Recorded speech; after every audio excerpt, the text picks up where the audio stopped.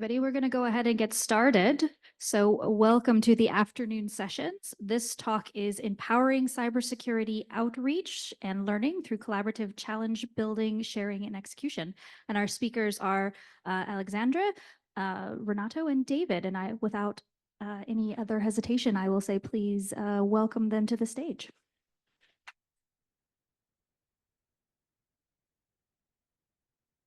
Thank you very much and good afternoon. Glad to be with you today, and I'm Alexandre. David.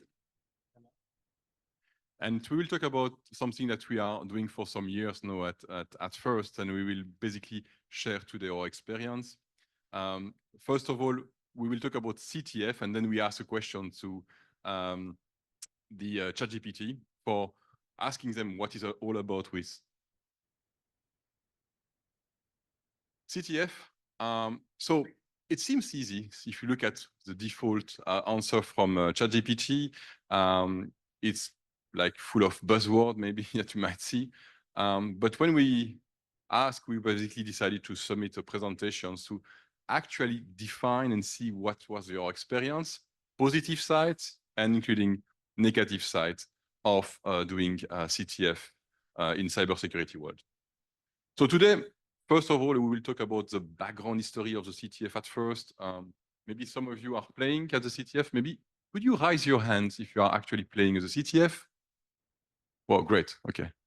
Maybe some of you are there for flags, maybe. Not really for the presentation, I'm sure. And then we will talk about a bit about gamifications. It is again a buzzword, but you'll see that there's some important point there.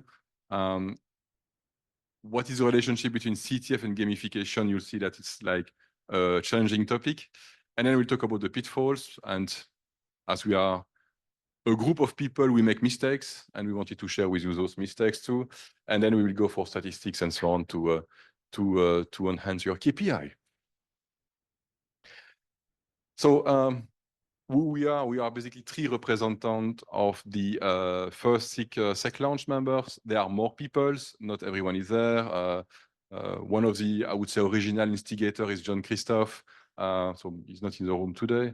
But that's basically it. We basically are a CTF contributor. We design challenge, we do the logistics to make it happen and so on. And that's basically what we will talk about during the sessions.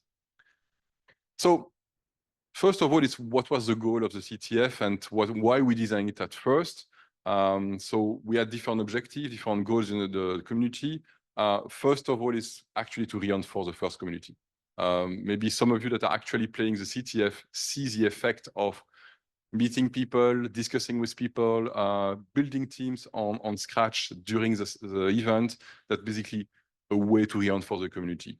Obviously, to spread and share knowledge, manage challenges, different topics, and those are basically helping you on a day-to-day operation sometimes if you are doing incident response, forensic analysis, and even sometimes legal things and so on. And the idea behind there is to improve the trust, and that's, I think, one way to do it. I know that at first, one of the ways doing is doing party, drink, beers and so on, but it's not only that. CTF is really another way to build trust and so on. And especially with the CTF itself, we can even reach out to new communities. And I think we can talk about that later.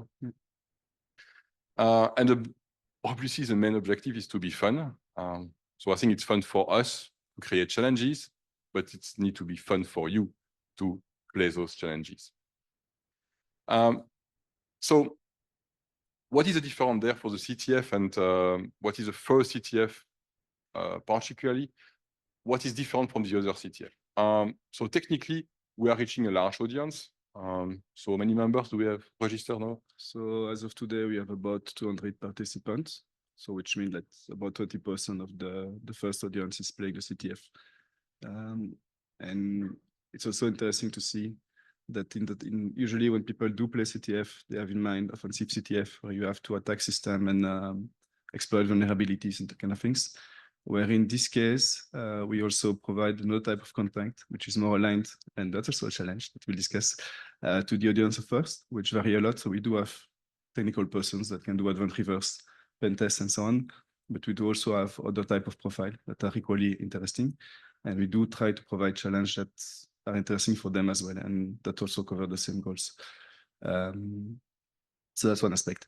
There is also this aspect of having something which is constructive. So usually there is an attraction for the red sides. There was a bunch of discussion already this week on the difficulty to get people in the FIR field versus the offensive field doing pen testing and offensive activities. One of the idea that we had with this CTF is also to show that doing defensive thing and fixing things might be equally interesting. So that's another point we try to enter. I guess we'll also discuss again on the outreach. Another aspect is obviously diversity aspect. First move from one continent to another every year, which means that we do meet new audience and new communities when we move. And clearly, we hope that the CTF is another place where they can meet and we can reach new audience and bring them into the community. Yeah, exactly. So there's something that's as maybe some of you are competitive, not everyone is competitive, and that we had a discussion when we were writing the slides about competitiveness and so on, and maybe you have different way on engineering competitiveness. Obviously, some humans love games, some love the act of being challenged, or just to basically enjoy curiosity and so on. So the thing that we try to do, and that's the thing that is quite important, the CTF itself that we are designing, indeed there is a competitive aspect, but it's not really the only one. It's really evaluating collaborations, creating teams and so on. It's super important. So another thing that is interesting too, in the challenge themselves, you have score, you have points and so on. It's basically creating a kind of virtual pressures. And this pressure is basically helping the users to push a bit the players to do more and go in field that they don't know about, or maybe to start to experiment new techniques and get new skills and so on. But obviously the most important aspect, and we have seen that over the times, you have teams that are basically created at each sessions and so on, and those teams are basically coming back at each FIRST conference. So it's basically a way to create new friends and so on. And obviously to work in teams, but it's not only applicable to the players, it's applicable to us too as a CTF designer. Yeah, competitions and scoring aspect. Competition sometimes can be seen as quite negative, but in the majority of cases, I think the majority of teams play fair, in a friendly manner. They are respectful, even if sometimes there's kind of competitions and so on, but that's usually we have seen over the past years, usually they have huge respect for the one that are basically playing and the one that are doing the logistic and the organizations at large. So the question is like, in the title we mentioned learning, and you can maybe ask the questions, is a CTF really a learning process? Is it training? Is it related to trainings and so on? And the CTF basically has introduced you some new way to basically improve the learning factors and so on. Thing that is important is active learning. So you actually do things. You are applying theoretical knowledge. So for all the CTF there, you basically have like challenges, technical challenges to solve, and there's a group motivations. So thing that is important, if you participate to a training or workshop, will you remember that training or workshop? Or if you basically do it with fun and with friends that you know, maybe the motivation is higher. Another thing that you get is immediate feedback. So sometimes it's difficult to know if when you do a training that what you learned is really useful, but if you basically are able to get the flags and basically you get the scoring, you have an immediate feedback and immediate return of things that you are solving. And obviously the CTF is a bit binded to a very specific thing, which is like problem solving. So that means in your day-to-day job is one part, but CTF is really a learning process for helping you in problem solving. And if you do incident response, everyone knows that basically it's something that you use on a daily basis. So we'll actually give a coin in the audience for the first one that can reply to the question. So in your opinion, how long does it take to forget 90% of what you have learned? So from this conference? 1 day. No. No. Next one. Sorry? No. No. Exactly. Yes. But you already Okay. have the coin. So it was an exhaustive search for the.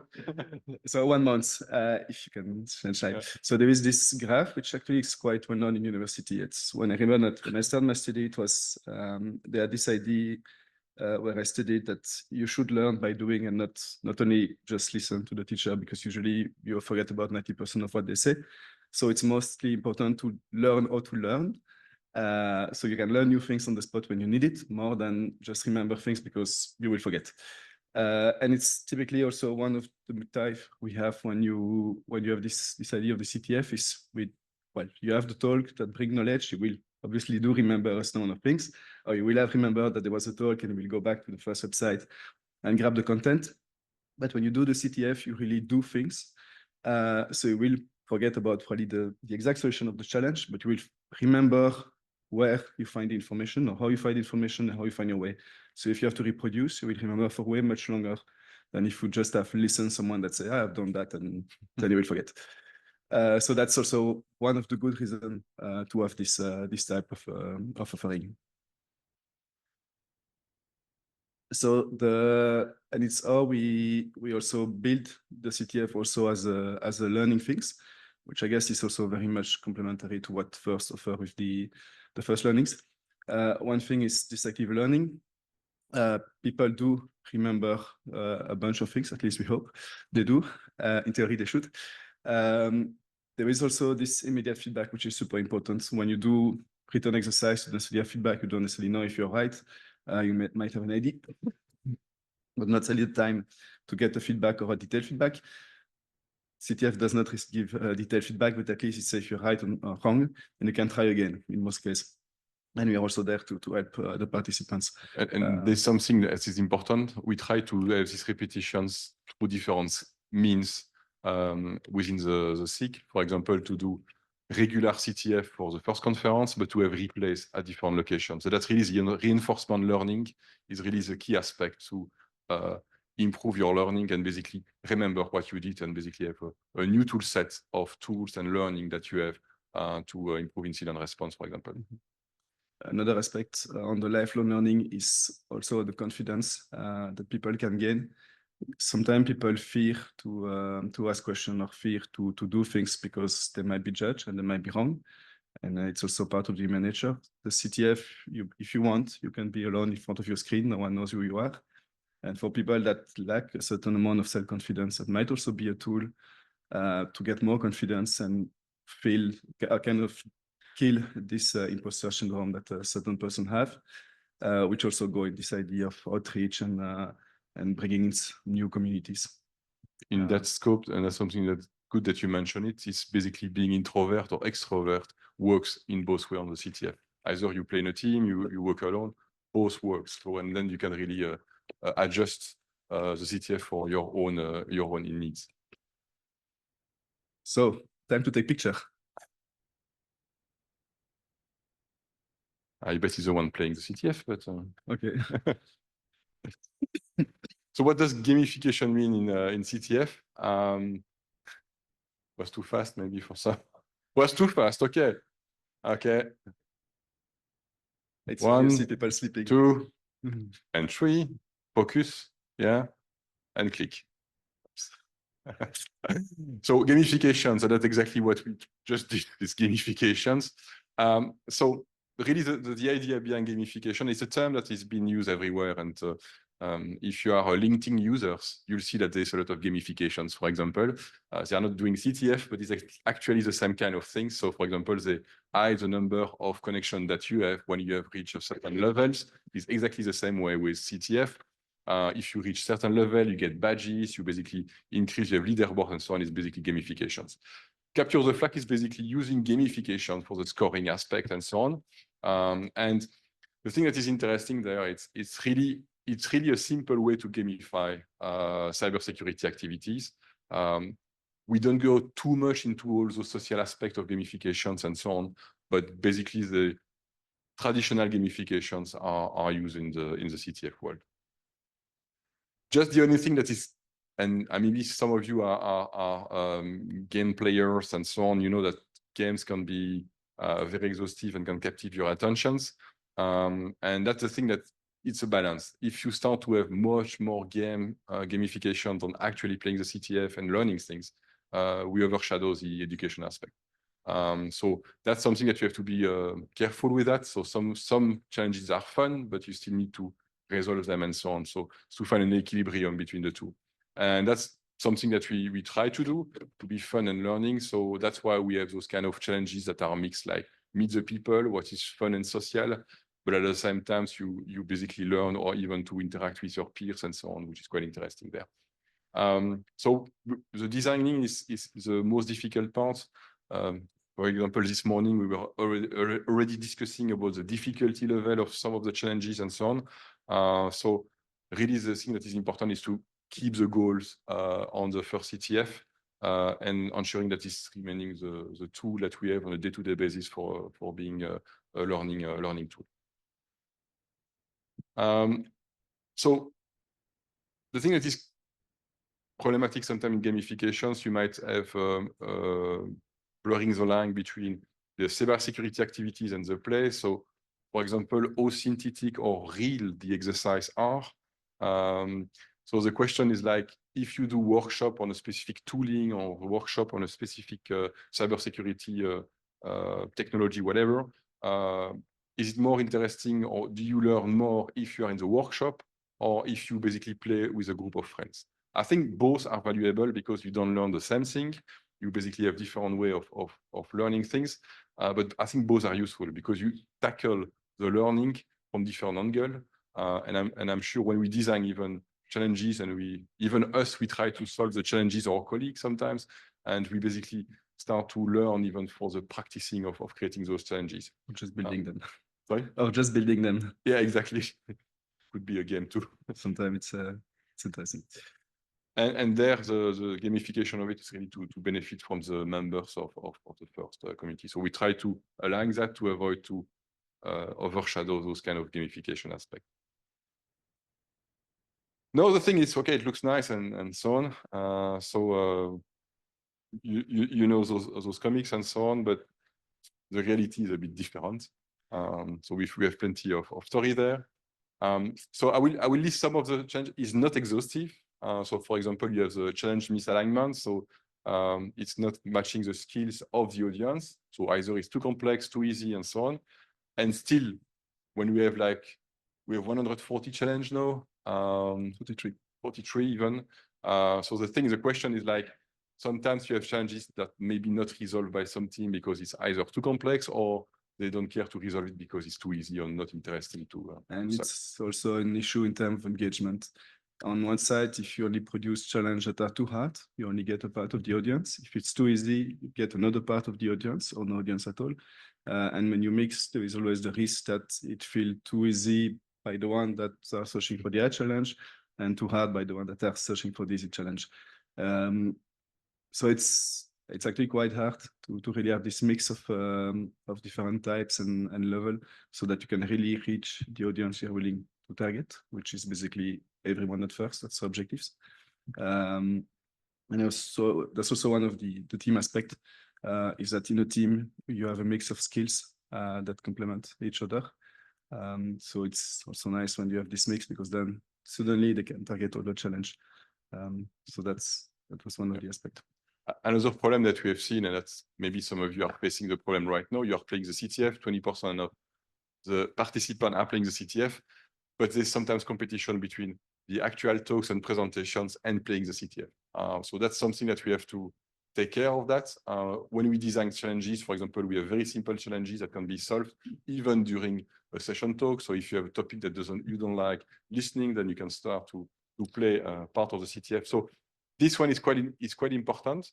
Now the question you might ask, but why don't you do the CTF outside the conference?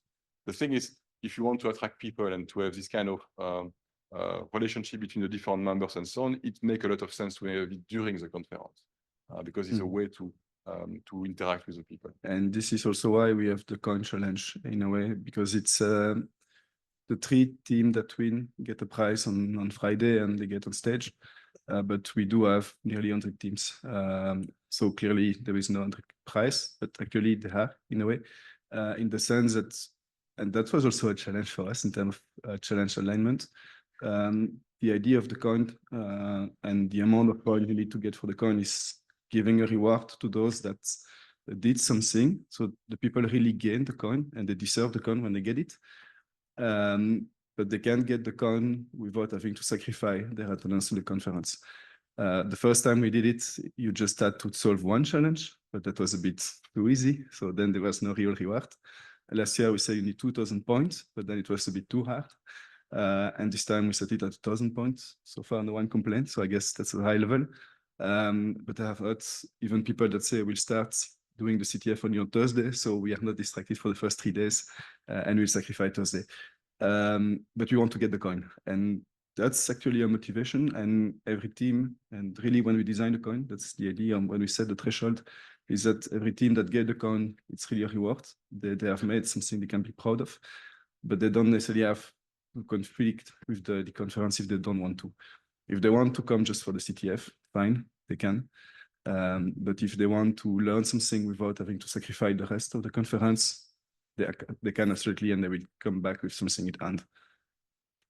Another aspect when we design challenges and so on, that is to basically to be sure that it's basically diverse enough to include all the cultural diversity that you might have and to be gender inclusive. So that's why we try to have a huge panel of different channel creators. And that's why we make a call to, if someone in the room is interested to create challenge for the next CTF, you are more than welcome. So this is really important for us to have a kind of diversity on the challenges, because it's basically allowing different users and participants to basically join. There are other issues that because related to gamifications like cheating and so on. So you have to maintain the integrity of the competitions. That's the role that we have as organizers to ensuring that everything is fair for everyone and so on. But sometimes it can be challenging. You have sometimes very competitive team and team that are basically just doing there for learning. So you have to sometimes a bit set the balance or reinform all the members that they have to play fair. Do you want to talk about the skill mismatch or? We can. So that's well, kind of already cover it, I guess. So that's when we design the challenge, there is always this idea of learning. So there is something we want people to get out of it. And we try also to assess what we feel the level of difficulty from the challenge and the level that the person needs to have in the field to be able to get the challenge. There is obviously, and we try to have several fields. So everyone has experience in certain fields, so they should be more expert in one and less in another. The issue is when you design, you see that if you set the challenge, you say the challenge is easy, but actually quite hard, people will feel overwhelmed and discouraged. And if you have too many of those challenges, they will abandon the CTF, which is sometimes what you have when you do CTF. It's in a field that you don't know at all. You don't even know where to start, which challenge you can start, and then you just abandon. On the other side, if it's too easy, you will just drop because you're not, you don't have this aspect of you need to overpass yourself. So you need this challenge of doing something that seems hard. And when you have the reward that you fix it, you are proud of it. If you don't have this, if you don't have this incentive, you just go away and do something else. Which for us is a constant balance. And we had frequently the case where Alex said, that's quite easy for me, but no one can solve the challenge. We believe that the challenge is actually quite hard, and people solve the challenge in 2 minutes because they found a shortcut we didn't think of. So it happened, but we try to, in general, avoid and assess as much as we can.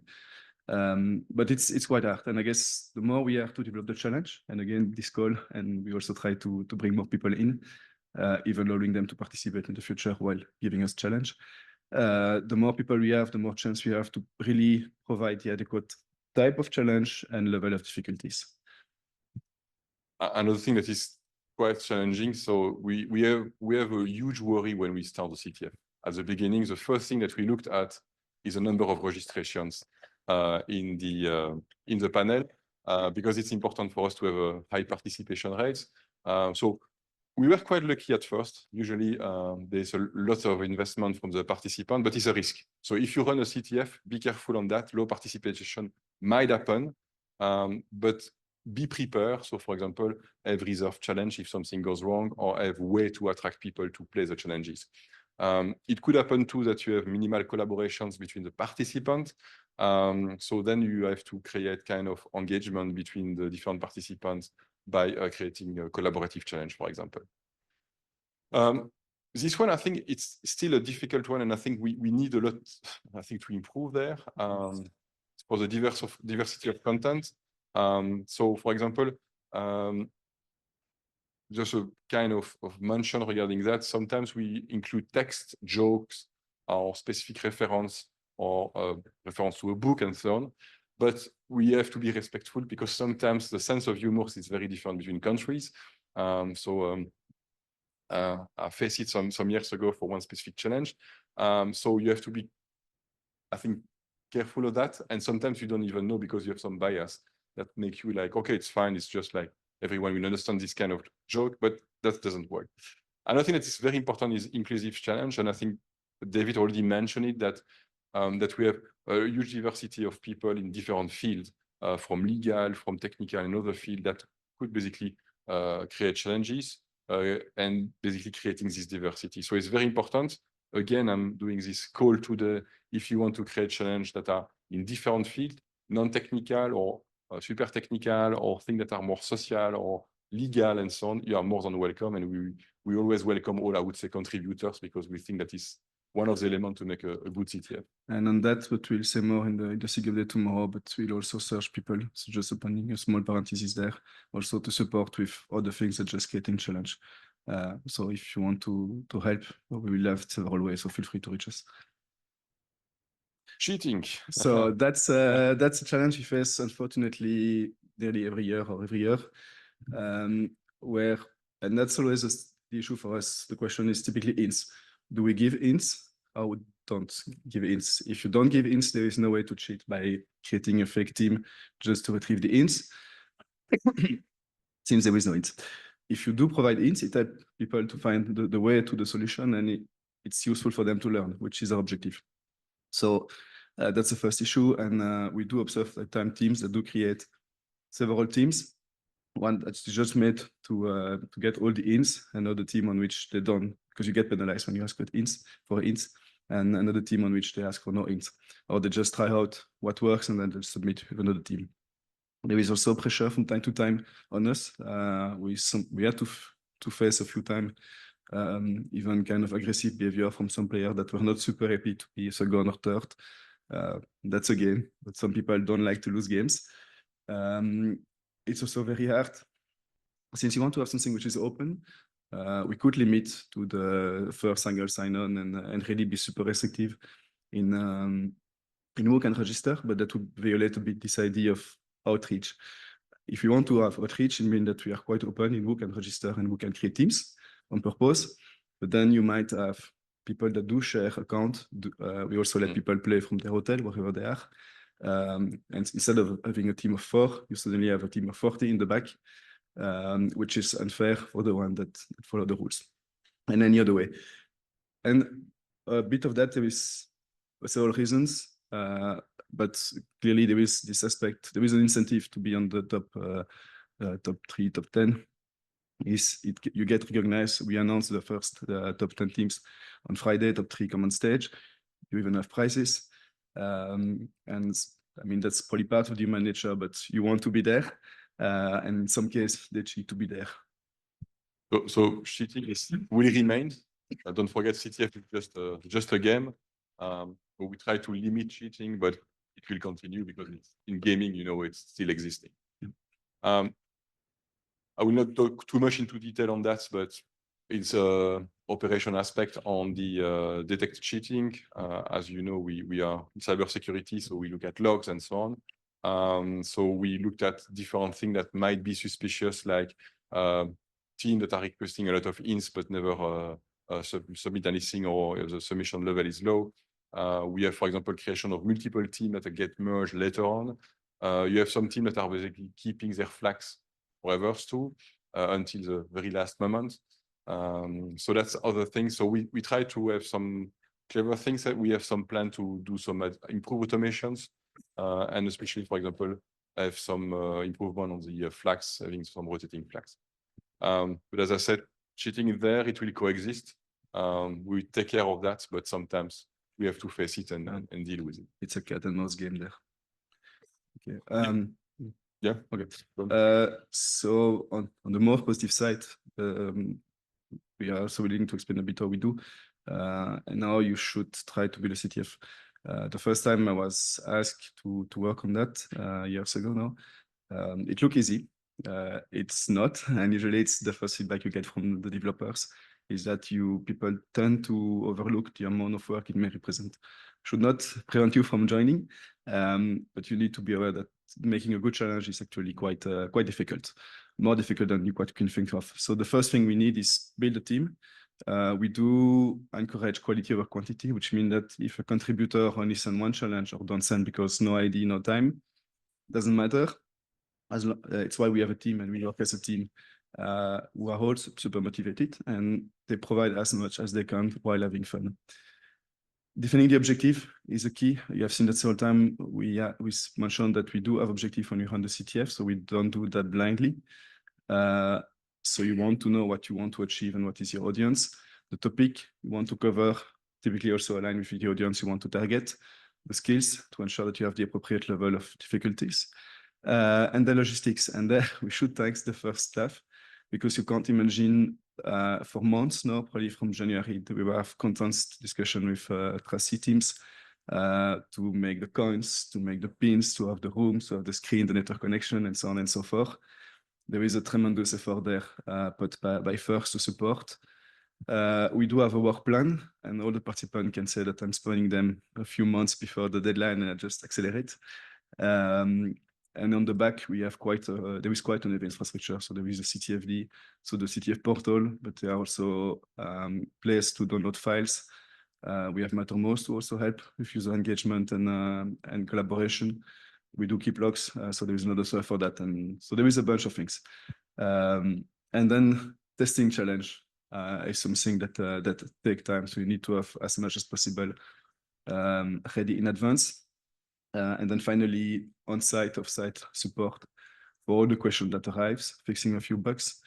So all of that is actually just handling a project as any other project. So it takes time. And same for replays, even if it's less time consuming, you do still burn a bit of time.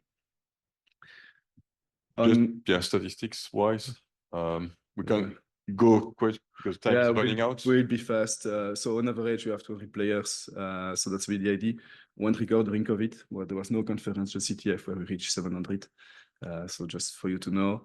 And I guess next slide is on the amount of challenge that grow over the time. So really this idea of having more area and just really touching as much as we can the FIRST community. So you can see how it increased. Last word on replays. So we mentioned outreach. So we want to touch new audience. So we introduced last year replay. We had 3 in Brazil, in Luxembourg, and for the Norwegian CERT in December. And we'll continue, and we need help for that. With an upcoming one for the Association of Southeast Asian Nations in July. We'll replay last year CTF and for Laos and Cambodia as well, relatively soon, and then Luxembourg and probably Brazil again. And don't hesitate to reach us if you want to make a replay somewhere. Yes, and on the permanent CTF, same idea. We want people to engage, build a community, so we make challenge available on the permanent CTF. It's supported by FIRST and 2 sponsors now. And again, there we'll search for people willing to help us to build content there, bring content there, and make the platform really something useful for the FIRST community and outside FIRST community. So just to keep that, the most important aspect is the fun aspect. And the rest is, I mean, training aspect that you will consider when creating a CTF part. So don't hesitate to reach us This one is kind of a summary, and we will do a blog post with all the details so like that you can see what we are doing internally to make it work. Thank you very much. And short slide.